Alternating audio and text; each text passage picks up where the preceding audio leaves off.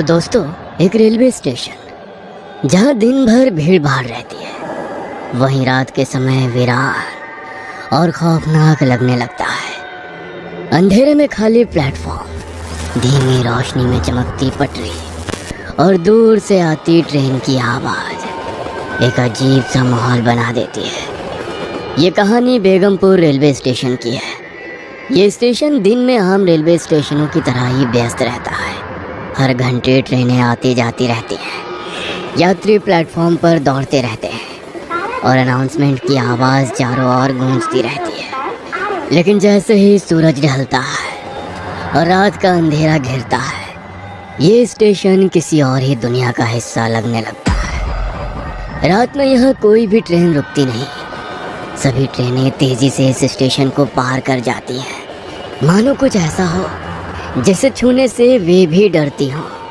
Platform number 3 की ओर तो कोई देखता भी नहीं, क्योंकि यहाँ के लोग कहते हैं कि वहाँ कोई और भी मौजूद है, कोई ऐसा जो अब भी अपनी आखिरी ट्रेन पकड़ने की कोशिश कर रहा है। करीब 5 साल पहले इसी स्टेशन पर एक दर्दनाक हादसा हुआ था। इस घटना के बाद से ही कुछ अजीब चीज़ें होने लगी। ये कहानी एक ऐसे रेलवे स्टेशन की है जहाँ देर रात रुकने की हिम्मत कोई नहीं करता। अब आप इस कहानी को एक अफवाह मान सकते हैं या सिर्फ एक पुरानी दंत कथा, लेकिन ये कहानी उन घटनाओं पर आधारित है जो एक रेलवे कर्मचारी अजय ने खुद अनुभव की थी। अगर आप इस स्टेशन के प्लेटफॉर्म नंबर 3 पर रात के समय अकेले खड़े हों, तो शायद आप भी वही महसूस करें जो अजय ने किया था। अजय एक रेलवे कर्मचारी जिसने पिछले 12 सालों से भारतीय रेलवे में काम किया था। कुछ महीने पहले ही उसकी ट्रांसफ़र बेगमपुर रेलवे स्टेशन पर हुई थी। उसे रेलवे ट्रैफिक कंट्रोलर के रूप में तैनात किया गया था और उसकी ड्यूटी थी कि वो रात की आखिरी ट्रेन के गुजरने के बाद स्टेशन ऑफिस को बंद करे। वो अपने काम में इतना माहिर हो चुका था कि अब उसे रात में अकेले रहने की आदत पड़ गई थी। लेकिन कुछ चीज़ें ऐसी थी जो उसे अब भी असहज कर देती थी। स्टेशन शहर से थोड़ा दूर था, इसलिए रात 11 बजे के बाद यहाँ बहुत कम ही लोग दिखाई देते थे।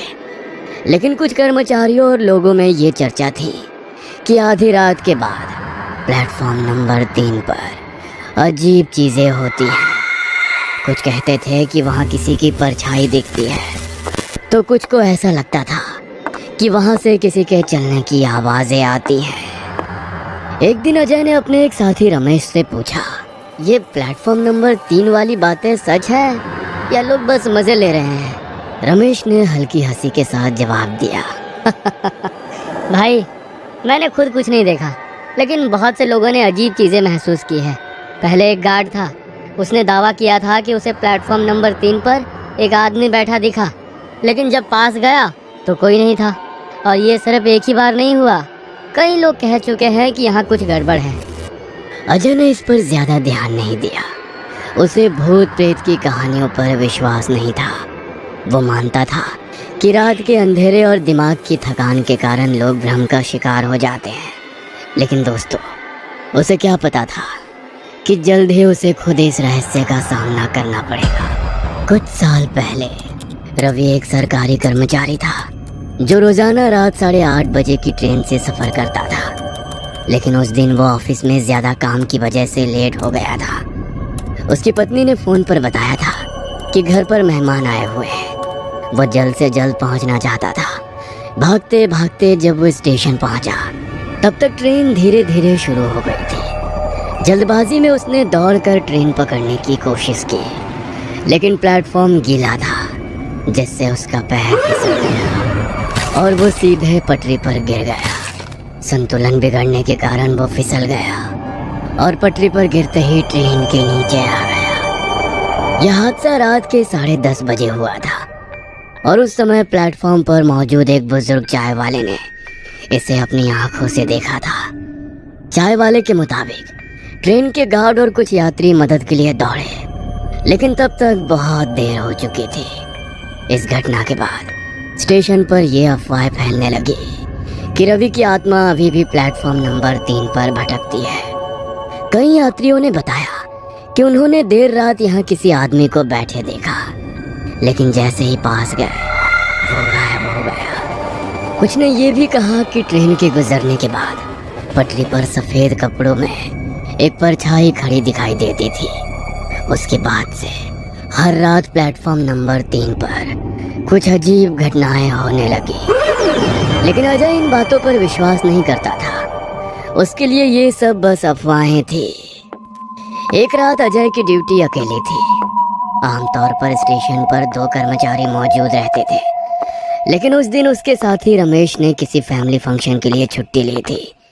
इसलिए पूरी जिम्मेदारी अजय पर थी कि वो आखिरी ट्रेन गुजरने के बाद स्टेशन ऑफिस को ताला लगाए और सिग्नल कंट्रोल की रिपोर्ट अपडेट करे। रात के 1:45 हो चुके थे और आखिरी ट्रेन प्लेटफॉर्म नंबर 1 से गुजरने वाली थी। अजय ने अपनी घड़ी देखी और फिर सिग्नल पैनल की तरफ देखा। ट्रेन के गुजरने से पहले उसे ट्रैक क्लियर करना था। कुछ ही मिनटों बाद इंजन की रोशनी दूर से चमकने लगी और ट्रेन की सीटी की आवाज़ गूंज उठी। जैसे ही ट्रेन स्टेशन पार कर गई, अजय ने राहत की सांस ली। अब बस कुछ कागजी काम निपटाने थे और फिर वो स्टेशन की लाइटें बंद करके घर जा सकता था। उसने अपनी सीट पर बैठकर रजिस्टर खोला और ट्रेन की रिपोर्ट भरने लगा, लेकिन तभी उसे प्लेटफॉर्म नंबर 3 से किसी के बोलने की आवाज़ सुनाई देने लगी। पहले तो उसे लगा कि शायद ये हवा का असर है, लेकिन कुछ ही सेकंड में आवाज़ और स्पष्ट हो गई, जैसे कोई किसी से बातें कर रहा हो। उसने सीसीटीवी स्क्रीन पर नजर डाली, लेकिन वहां कुछ नहीं था। स्टेशन पूरी तरह सुनसान थी। फिर भी उसे ऐसा महसूस हुआ जैसे कोई उसे देख रहा हो। शायद मेरा दिमाग खेल रहा है, उसने खुद से कहा और अपने रिपोर्ट में ध्यान देने लगा। लेकिन जैसे ही उसने स्टेशन की लाइट्स बंद करनी शुरू की, प्लेटफॉर्म नंबर 3 पर एक परछाई दिखी। वो एक आदमी की आकृति थी जो बिल्कुल स्थिर खड़ा था। अजय ने टॉर्च उठाई और बाहर जाने का फैसला किया, लेकिन जैसे ही उसने प्लेटफॉर्म की तरफ कदम बढ़ाया, हल्की ठंडी हवा उसके चेहरे से टकराई। इतनी ठंड कहाँ से आ गई? उसने सोचा। जैसे ही वो प्लेटफॉर्म पर पहुंचा, वहां कोई नहीं था, लेकिन उसे ऐसा लगा जैसे अभी अभी कोई वहां खड़ा था कि तभी अचानक उसे पीछे से किसी के चलने की आवाज आई। उसने तुरंत पलट कर देखा, लेकिन वहां कुछ भी नहीं था। अब उसका दिल जोर जोर से धड़कने लगा था। इस पल को उसने अपने चारों तरफ नजर दौड़ाई, लेकिन स्टेशन पूरी तरह खाली था। ये सब मेरे दिमाग का भ्रम है। हाँ, अजय ने खुद को समझाने की कोशिश की, लेकिन अंदर ही अंदर वो अब डर महसूस करने लगा था। वो तेजी से वापस स्टेशन मास्टर के केबिन की ओर भागा और दरवाजा बंद कर लिया। अंदर आते ही उसने घड़ी देखी। रात के ठीक 1 बज चुके थे। उसने कुछ देर तक गहरी सांस ली और अपने काम में वापस जुटने की कोशिश की, लेकिन उसे ये एहसास होने लगा था कि जो भी हो रहा था वो सिर्फ उसका भ्रम नहीं था। कुछ तो था जो स्टेशन पर मौजूद था। इस रात की घटना के बाद अजय काफी परेशान रहने लगा। उसे यकीन हो गया था कि जो कुछ भी उसने देखा और महसूस किया वो सिर्फ उसकी कल्पना नहीं थी। उस रात के बाद से वो ठीक से सो नहीं पाया। जब भी वो आंखें बंद करता, उसे प्लेटफॉर्म नंबर 3 पर खड़ा वो साया याद आता। अगली शाम ड्यूटी के दौरान अजय ने अपने साथी रमेश से इस घटना का जिक्र किया। रमेश, कल रात कुछ अजीब हुआ था।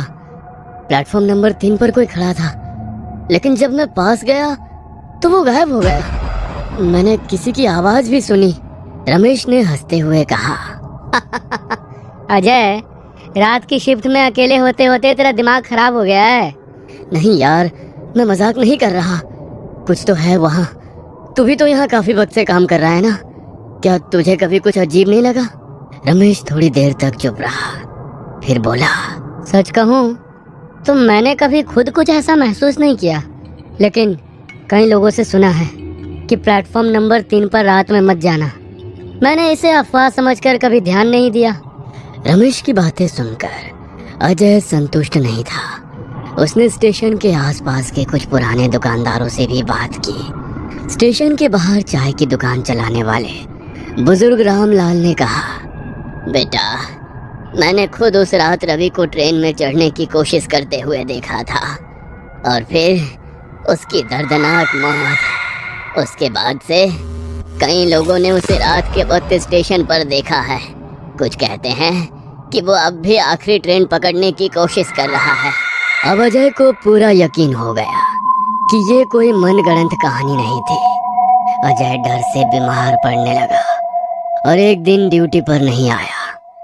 रमेश उस रात नाइट शिफ्ट में अकेला था। उस रात करीब 1 बजे रमेश ड्यूटी कर रहा था जब उसे प्लेटफॉर्म नंबर 3 से अजीब आवाजें सुनाई दी। पहले उसने इसे नजरअंदाज किया, लेकिन जब आवाजें तेज होने लगी तो उसने हिम्मत जुटाकर वहां जाकर देखने का फैसला किया। जैसे ही वह प्लेटफॉर्म पर पहुंचा, उसे ठंडी हवा का झोंका महसूस हुआ। फिर उसे दूर एक बेंच पर कोई बैठा दिखा। कौन है वहाँ? स्टेशन बंद हो चुका है, रमेश ने जोर से कहा, लेकिन वो व्यक्ति नहीं हिला। रमेश ने टॉर्च जलाकर उस पर रोशनी डाली और वो आकृति अचानक गायब हो गई।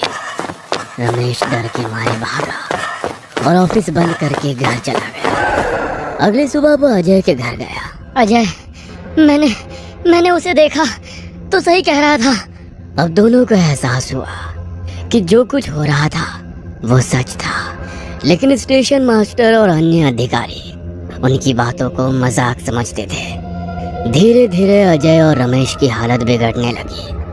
हर रात ड्यूटी पर जाना मुश्किल हो रहा था। उन्हें लगातार ऐसा लगता था कि कोई उनकी हर हरकत देख रहा है। कभी कभी तो टेलीफोन अपने आप बज उठता, लेकिन जब वे रिसीवर उठाते तो दूसरी तरफ सिर्फ भारी सांसों की आवाज सुनाई देती। उनका मानसिक तनाव इतना बढ़ गया कि उन्होंने स्टेशन मास्टर से नाइट शिफ्ट बदलने की गुजारिश की, लेकिन किसी ने उनकी बात को गंभीरता से नहीं लिया। अजय अब पूरी तरह परेशान हो चुका था। उसे समझ नहीं आ रहा था कि आखिर ये आत्मा उसे और रमेश को ही क्यों परेशान कर रही थी। अब सवाल था कि अब इस डर को सहकर यहाँ काम करते रहेंगे या फिर किसी तरह इससे छुटकारा पा सके। उसने तय किया कि अब वो इसका हल निकालेगा। अगले ही दिन अजय ने कुछ स्थानीय लोगों और अपने पुराने सहकर्मियों से बात की। लोगों ने उसे समझाया कि जब आत्माएं किसी जगह पर बंधी होती है तो वे कभी कभी वहां रहने वाले लोगों से संपर्क करने की कोशिश करती है, लेकिन अजय को यकीन नहीं हुआ। आखिरकार उसने परवेज अंसारी नाम के एक पैरानॉर्मल इन्वेस्टिगेटर से संपर्क किया। अजय को उसके बारे में स्टेशन के पास वाले एक पुराने दुकानदार से पता चला था। उसने बताया था कि अगर कोई इस रहस्य को सुलझा सकता है तो वो परवेज ही है, जो पहले भी कई रहस्यमयी घटनाओं की जांच कर चुका था। परवेज ने स्टेशन पर आकर कुछ जांच पड़ताल की और वहाँ कुछ अजीब चीजें महसूस की। यह आत्मा अशांत लग रही है। लगता है कि इसे इस दुनिया से जाने नहीं दिया गया, उसने कहा। अजय ने उसे रवि के बारे में बताया, कैसे वो आखिरी ट्रेन पकड़ने की कोशिश में मारा गया था। यह आत्मा इसलिए यहाँ अटकी हुई है क्योंकि इसे अपने जाने का एहसास ही नहीं हुआ। हो सकता है इसे अभी भी लगे कि वो ट्रेन पकड़ सकता है। इसे मुक्ति देने के लिए हमें इसकी आखिरी इच्छा को पूरा करने का कोई तरीका ढूंढना होगा, परवेज ने समझाया। परवेज ने कुछ दिनों तक स्टेशन पर रहकर डिटेल में जांच की। उसने वहां कई बार EVP electronic voice phenomena record करने की कोशिश की और कुछ विचित्र आवाजें कैद भी हुई। लेकिन जो सबसे चौंकाने वाली बात थी वो ये कि आत्मा केवल उन्हीं लोगों को परेशान कर रही थी जो भूत प्रेत पर विश्वास नहीं करते थे। यह आत्मा उन लोगों को निशाना बनाती है जो इसे झूठ समझते हैं। जैसे ही कोई इसे नकारता है, ये उन्हें एहसास कराने की कोशिश करती है कि वो वास्तव में यहाँ है, परवेज ने अजय और रमेश को समझाया। अजय को अब समझ में आया कि क्यों उसे और रमेश को ही ये सब अनुभव हुआ था। वे दोनों ही शुरुआत में इन चीज़ों पर विश्वास नहीं करते थे और हर घटना को दिमाग का भ्रम मानकर टालते रहते थे। लेकिन जैसे जैसे उन्होंने इसे नकारा, आत्मा ने खुद को और ज़्यादा प्रकट करना शुरू कर दिया। उसने उन्हें बताया, शायद अगर एक बार फिर ट्रेन रवि के लिए रुकती और वो उसमें चढ़कर अपनी यात्रा पूरी करता तो उसकी आत्मा को चैन मिल सकता है। परवेज की सलाह मानते हुए अजय और रमेश ने रेलवे के कुछ अधिकारियों और स्थानीय कर्मचारियों की मदद से एक योजना बनाई। वही समय चुना गया जब रवि की मौत हुई थी।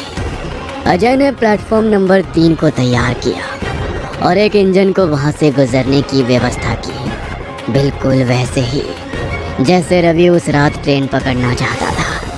रमेश ने प्लेटफॉर्म पर धीरे से रवि का नाम लिया। रवि, तुम्हारी ट्रेन आ गई है, अब तुम जा सकते हो। जैसे ही इंजन की रोशनी प्लेटफॉर्म पर पड़ी, अजय और रमेश को एक परछाई सीढ़ियों से उतरती दिखी। सफेद कपड़ों में धीरे धीरे ट्रेन की तरफ बढ़ती हुई। परवेज ने प्रार्थना शुरू की और सभी ने सिर झुका लिए। परछाई ने ट्रेन के पास पहुंचकर एक पल के लिए रुककर पीछे देखा, जैसे किसी को धन्यवाद कह रही हो, और फिर वो ट्रेन के भीतर समा गई। ट्रेन की सीटी बजी और वो आगे बढ़ गई। उसके बाद से प्लेटफॉर्म नंबर 3 पर ना कोई परछाई दिखी, ना कोई आवाज, ना कोई ठंडी हवा। स्टेशन का माहौल बदल गया था। वहाँ अब सन्नाटा नहीं, बल्कि एक अजीब सी शांति थी। अजय और रमेश ने भी राहत की सांस ली। वे जानते थे कि अब रवि अपनी मंजिल तक पहुंच चुका है। हर जगह की अपनी एक कहानी होती है, लेकिन कुछ कहानियां कभी खत्म नहीं होती। अगर आप किसी भी रहस्यमयी जगह पर हो और आपको कुछ असामान्य महसूस हो तो उसे नजरअंदाज मत करें। हो सकता है कोई आपको कुछ बताने की कोशिश कर रहा हो।